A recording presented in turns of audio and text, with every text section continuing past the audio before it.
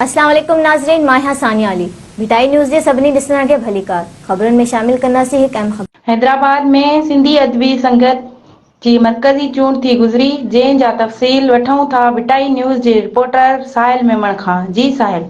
सिंधी अदबी संगत सिंध जे मरकज़ी चूंड कमेटी जे सरबराह आज़ाद ज़फ़र शफ़ी मुमचांजो इल्ताफ़ मर्कानी जी निगरानी हेठि डॉक्टर नबी बख्श बलोच हाल सिंध लैंग्वेज अथॉरिटी हैदराबाद में थी गुज़री, जंहिंमें साल 2023 ऐं 24 ईस्वी लाइ मरकज़ी secretary general doctor Mushtaq Phul, joint secretary Shabir Sial, औरत जॉइंट सेक्रेटरी एन शहर खजांची आज़म भट्टी, ऑडिटर मज़हर ख़ासकेरी चूंडिजी विया।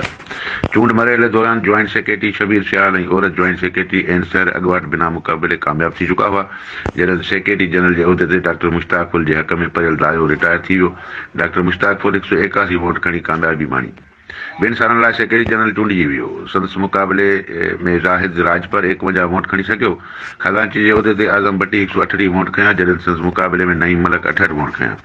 अहिड़ी रीति आज़म भट्टी खजांची चूंडिजी वियो। ऑडिटर जे उहिदे लाइ मज़हर ख़ासकेरी 87 वोट, उदास सोलंकी 54 वोट ऐं महबूब सिद्धी 78 वोट खयां। अहिड़ी रीति ऑडिटर जे उहिदे ते मज़हर ख़ासकेरी कामयाब थी वियो। लाड़काने ज़िले जे राब्ता सेक्रेटरी लाइ थियल मुक़ाबले में वफ़ा साले राजपर 6 वोट खयां ऐं साकी अबड़ो 4 वोट खयां।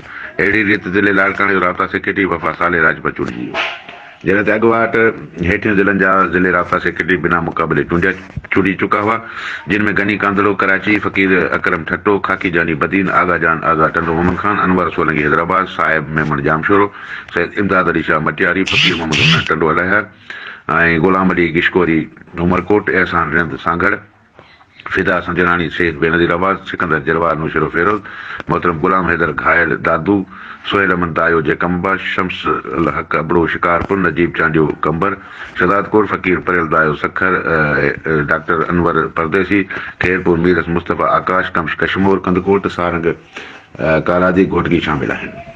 सॼी सिंध मां आयल सिंधी अदबी संगत जे उहिदेदारनि ऐं कारकुन जे वॾे अंग चूंडनि में कामयाब थियल उहिदेदारनि खे अजरकूं ऐं हार ओढाए मुबारकूं ॾिनियूं। उन खां अॻु सिंधी अदबी संगत जे सिंध काउंसिल जो इजलास सिंधी अदबी संगत जे अॻूणे सेक्रेटरी जनरल यूसुफ सिंधी जी सदारत में थियो।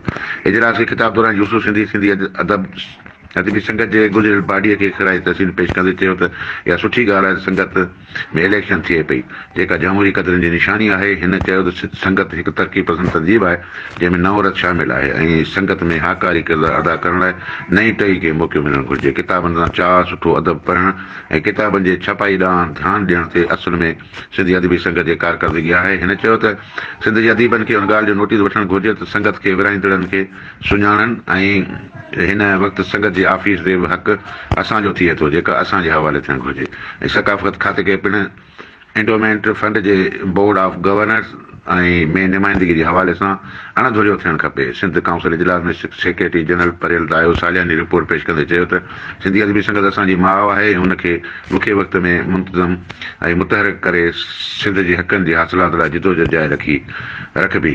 इजलास दौरान सैयद जाफ़र शाह, अनू सोलंकी, फैज़ान सरवर सखीराणी ऐं सरवर सखीराणी क़ौमी गीत ॻाए माहौल महकाए वेंदो, जॾहिं त सिंधी अदबी संगत जे समूरनि ज़िले राब्ता सेक्रेटरी पंहिंजे ज़िलनि जूं कारकर्दगी रिपोर्टूं पेश कयूं। चूंड बैदि कामयाब थियल secretary general doctor Mushtaq full ॻाल्हाईंदे चयो त असां सिंधी अदबी संगत खे हिकु करण जे हर हवाले सां कोशिशि कई, पर ॿी धुर ख़बर न आहे कंहिंजे इशारे ते संगत जे हिकु ॾिसणु नथो चाहियो।